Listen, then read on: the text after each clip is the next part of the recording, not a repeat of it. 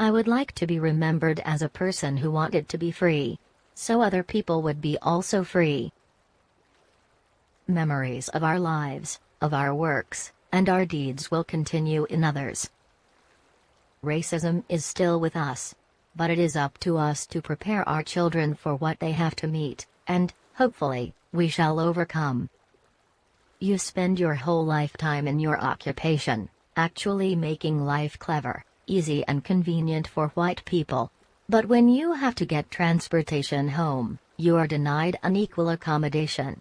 Our existence was for the white man's comfort and well-being. We had to accept being deprived of just being human. As far back as I can remember, I knew there was something wrong with our way of life when people could be mistreated because of the color of their skin. Whatever my individual desires were to be free, I was not alone. There were many others who felt the same way. Time begins the healing process of wounds cut deeply by oppression. We soothe ourselves with the salve of attempted indifference, accepting the false patterns set up by the horrible restriction of Jim Crow laws. I had felt for a long time that, if I was ever told to get up so a white person could sit, that I would refuse to do so. Whites would accuse you of causing trouble when all you were doing was acting like a normal human being instead of cringing. I have learned over the years that when one's mind is made up, this diminishes fear. Knowing what must be done does away with fear.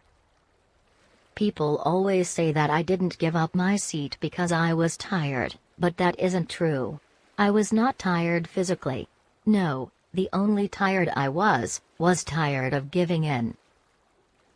There is just so much hurt, disappointment, and depression one can take. The line between reason and madness grows thinner.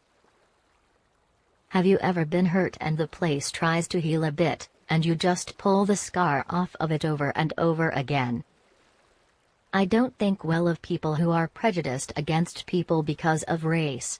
The only way for prejudiced people to change is for them to decide for themselves that all human beings should be treated fairly. We can't force them to think that way.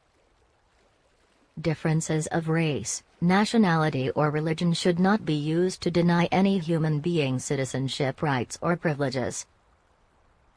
Stand for something or you will fall for anything. Today's mighty oak is yesterday's nut that held its ground. I was a person with dignity and self-respect, and I should not set my sights lower than anybody else just because I was black. Without vision, people perish, and without courage and inspiration dreams die. To bring about change, you must not be afraid to take the first step. We are not in a struggle of black against white, but wrong and right, right against wrong,